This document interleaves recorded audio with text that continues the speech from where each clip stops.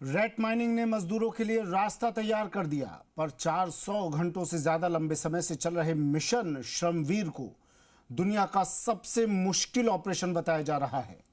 मजदूरों को बचाने की कोशिश में एक के बाद एक इतनी मुश्किलें आई कि एक बार को ऐसा लगा मानो इस मिशन को पूरा करना असंभव है। एक्सपर्ट्स के मुताबिक इस सुरंग को बनाने में 1 मीटर का रास्ता भी 1000 किलोमीटर की दूरी तय करने जितना कठिन है। उत्तराखंड के मिशन इम्पॉसिबल की पूरी जानकारी इस स्पेशल रिपोर्ट में।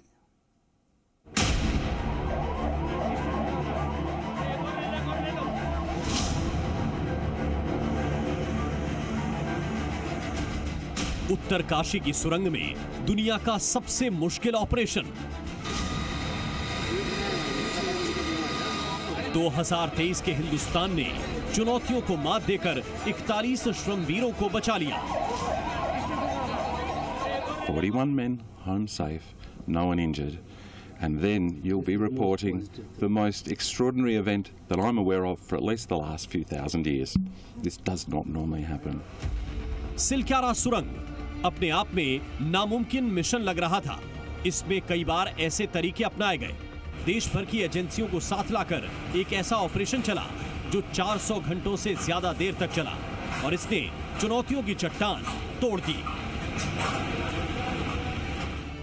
पहली बार देश में किसी ऑपरेशन के लिए एयरफोर्स से लेकर रेलवे तक को इस्तेमाल किया गया। टनल से बाहर निकालने के लिए इंटरनेशनल एक्सपर्ट्स की मदद ली गई। कुछ लोकेशन पर आए तो कुछ ऑनलाइन मदद देते रहे। 1, 2, 3 नहीं बल्कि 5 प्लान पर एक साथ काम शुरू किया गया। और ये सब इसलिए हो पाया क्योंकि प्राइम मिनिस्टर ऑफिस इस मिशन में शामिल था। पीएमओ के पूर्व अफसर मौके पर लगातार मौजूद रहे। केंद्र और राज्य सरकार की एजेंसियों के बीच शानदार कोऑर्डिनेशन रहा। ऑनरेबल प्राइम मिनिस्टर से आप माननीय प्रधानमंत्री से देखिए, वहां से पीएमओ प्रिंसिपल सेक्रेटरी खुद कल गए, वहां पर मुआयना किया, पूरा बात की, अंदर सबका मोराल और मोटिवेशन बढ़ाया वहां पर। All this has helped in making sure that जितनी रिसोर्सेज जो बिखरी हुई रिसोर्सेज हैं उन सबको एक साथ एकजुट करना और उसका इफेक्टिवनेस निकालना, उसका लाभ निकालना, that is the work of the leadership and that is what exactly has been done here. Uttarakhand के चिन्यालीसौड़ में इस वक्त भी एक शिनूक हेलीकॉप्टर तैनात है ताकि सुरंग से निकाले जाने के बाद अगर किसी मजदूर को एम्स ऋषिकेश ले जाने की जरूरत हो तो बिना समय गवाए उसे हेलीकॉप्टर से भेजा जाएगा। आज ऑपरेशन अंतिम चरण में है, पर वायुसेना इस मिशन में शुरुआत से ही लगी हुई है। इस पूरे मिशन में एयरफोर्स ने किसी देवदूत की तरह लगातार मदद की। मिशन उत्तरकाशी में देश भर से हैवी मशीनरी को एयरलिफ्ट करके उत्तराखंड तक पहुंचाया गया। एयरफोर्स के C-130 परिवहन विमान की मदद से ही 25 टन वजनी ताकतवर अमेरिकी ऑगर मशीन को दिल्ली से उत्तरकाशी तक पहुंचाया गया। यह मशीन 1 घंटे में 5 मीटर तक ड्रिल कर सकती थी, जो पुरानी मशीन से 5 गुना ज्यादा थी। यानी एयरफोर्स की वजह से सुरंग में पाइप डालने की रफ्तार कई गुना बढ़ गई।